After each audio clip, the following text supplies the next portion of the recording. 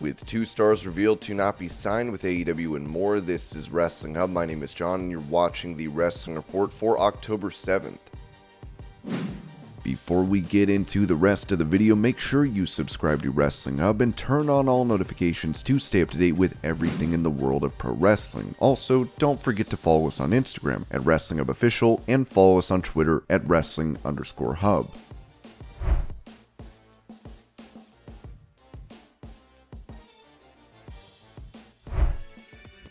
As a former WWE star passed away recently, the company has taken to Twitter to issue a statement writing, WWE is saddened to learn of the passing of Sara Lee. As a former Tough Enough winner, Lee served as an inspiration to many in the sports entertainment world. WWE offers its heartfelt condolences to her family, friends, and fans.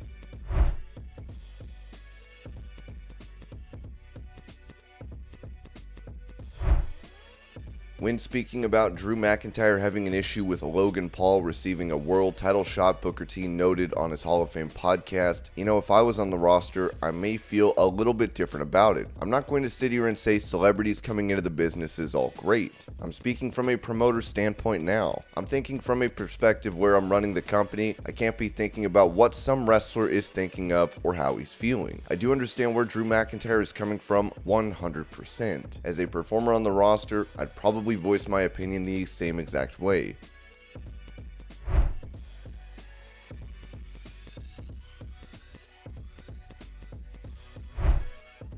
Speaking of Busted Open Radio, Wheeler Yuta recalled the promo segment with MJF prior to their match on the October 5th episode of Dynamite, as he said, I think that once you're on national television, you're in the deep end no matter what. I went out there's a million people watching. It's sink or swim every night. So yeah, being sent out there with MJF was a challenge. Someone actually did send me the clip of Bully Ray saying that he was gonna tweet that it was like bringing a wet noodle to a gunfight, and I completely understand that sentiment from a lot of people. So you're either gonna do well, and hopefully I did, and it seems to be that's the prevailing opinion, or you're gonna sink. I think that's the way to do it. You're on TV, it's time to go.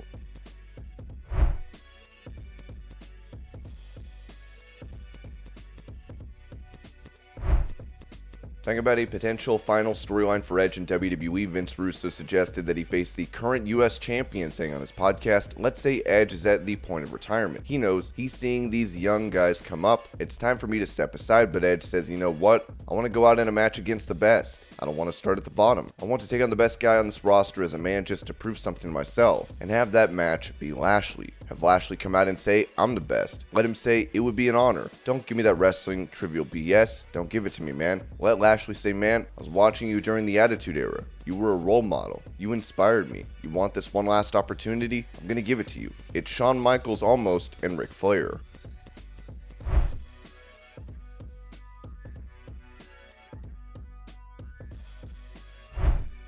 With it announced that Raw play-by-play commentator Jimmy Smith would no longer be working for WWE, he has taken to his podcast to go into detail on his departure. I've never gotten used to articles about myself or anything like that. I'm not that kind of famous. So it's always weird when it's a news story and it's about me. It's kind of surreal. I am no longer with WWE. It was broken by Variety today. I knew about it Tuesday, right before the show actually, ironically enough, but I carried through. Got through the show. I'm not going to be doing Extreme Rules this Saturday. I will not be on Raw ever again. My time with WWE is up, so I'm in a weird position where I have to comment about myself. Like I said, I knew Tuesday and the story broke today, and it's always weird because it's the second time I've been in this position. Obviously the UFC and then with WWE, and there's always that second wave of you find something out, however you find it out, something happens and then the story breaks and it's like, oh my. And then you get everybody's reaction to it because obviously I'm not going to spill the beans until the story comes out. I'm not going to do that. Just not that kind of person. Anyway, so today I'm dealing with the fallout, so my phone is just constantly going off in a good way. People going, I really appreciate you, dude. You were great. Some of the wrestlers I made connections with while working, I've spoken to them today, and it's just been an interesting day. The number one question I'm getting is, how are you doing? Oh my god, are you okay? Is everything all right? Are you freaking out? A few things that I want to lay out. Number one, had a great time doing WWE. It was a ton of fun. It was once again working for the circus. It was bizarre. It was weird. I learned a lot in a very unique way in the most stressful environment possible. I'd done play-by-play for the first time, which I'd never really done before. I had done it at Titan FC here in Miami, but,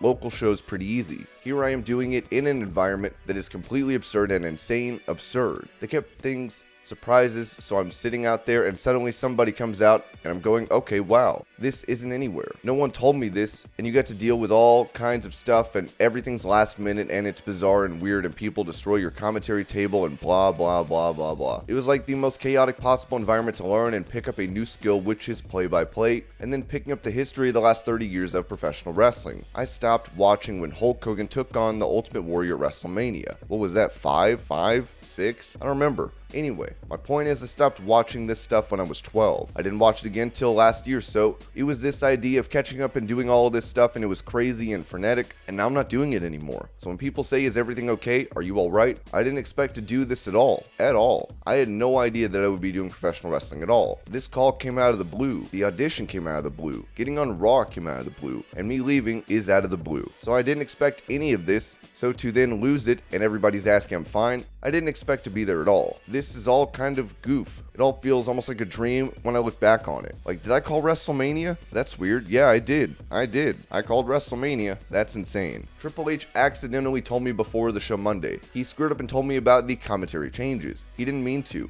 I'll explain in a second. What happened was I was doing my prep for the show, and we had a production meeting, and on air, Seth Rollins had cut a promo saying, hey, DC hates Riddle just as much as I do. And so everybody in the production meeting turns to me and goes, what did he mean? Do they have some kind of professional problem? Because I'm the MMA guy, right? And I said, well, Riddle's been critical of fighter pay of the UFC, and Daniel Cormier is kind of considered a company guy. So I go, that could be what he's talking about. That's the only thing I could think of. And so anyway, before the show, I go up to Riddle and I go, do you and DC have any kind of beef or problem? And he goes, no, we're cool. He goes, he might be upset that I out-wrestled John Jones and he couldn't. Meaning he beat the famous photo of Riddle first place on the podium and state at whatever place John Jones was. He beat Jones wrestling twice in New York, whatever. So he goes, hey, he might be mad I out-wrestled John Jones twice. I go, oh man, that's a good line. Gotta use that. So I go to Triple H. Triple H standing there. I go, hey, I just talked to Riddle and he gave me this line about how he out-wrestled John Jones twice. And Triple H goes, okay, cool. Give that note to Cole. And I went, why would I have to give that note to Cole if I'm calling the match on Saturday? Oh, I'm not calling the match on Saturday. Oh, I'm probably fired. In about 2 seconds, my brain went, that's so, okay. And I was like, all right. So I knew basically the whole show on Monday night that I wasn't coming back. So when I got the call Tuesday, I was not particularly surprised. According to Ringside News, Smith got an offer from an adult campsite, as that letter reads, Dear Mr. Jimmy Smith, I'm sad to see your time with the WWE as an announcer has come to an end. However, I see an opportunity to work together in a similar capacity. I'd like to extend you a contract offer to commentate on private adult webcam sessions for Cam Soda, an adult entertainment webcam platform, for 1 year. You'd provide the play-by-play for the steamy action happening on camera, as well as live events the company runs throughout the year, including Car Wars and Beer Pong. In return for your role as an announcer, I'd be willing to compensate you up to $500,000. Please take some time to consider my offer. I look forward to your response. Sincerely, Darren Parker, Camp Soda VP.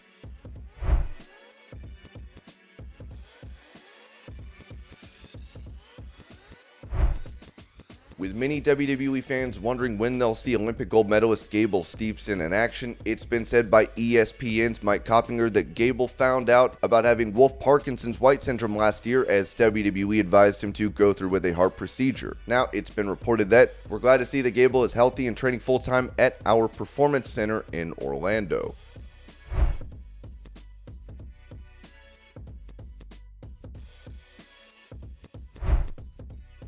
Talking about the state of AEW Rampage on his podcast, commentator for the company, Jim Ross, said, Rampage is a high priority right now within the confines of AEW. We want to make this Friday night show good and build a loyal audience, and I think we're going to do that. I really do. I enjoy the opportunity. I did the show with Excalibur and Shivani, and I love it. Just loved it. We had so much fun. When you cut your roster of announcers down to 3, everything becomes more manageable. You're not driving in so much traffic. That was the goal there.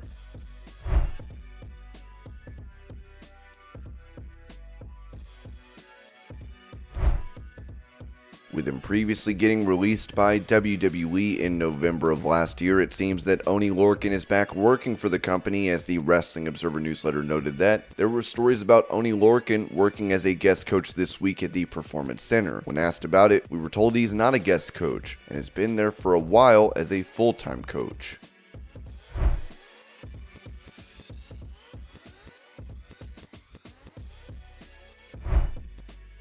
During his appearance on Ariel Helwani's show, AEW President Tony Khan was asked about his relationship with Triple H and Stephanie McMahon, as he said, "I thought we were friends actually. I think we used to be friends. I was not a competitor at all. I was in football. Now, I haven't seen them in a long time, but I wish them the best. I'm a big wrestling fan. I have a lot of friends around. I'm also in Florida. They're in Florida. So it's a small world. And they were really nice to me, once upon a time as a football owner. Totally different time, but yeah, it's been a long time."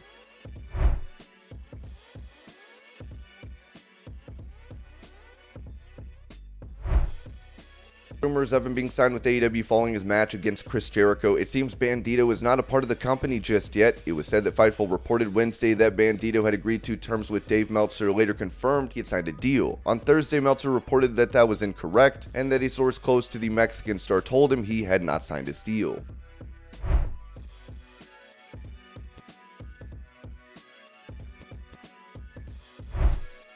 Speaking of stars not signed to AEW, former ROH champion Dalton Castle spoke about his involvement with the company recently, telling the Undisputed podcast, "The last 3 weeks I've been on with AEW, which is really, really cool. Each week, I don't know if I'm coming back because I don't technically work there, but I am the Ring of Honor 6-man tag team champion, just me. No, the boys and I." And this was your Pro Wrestling News Update. I hope you're all having a great day. Thank you so much for watching, and I'll see you later.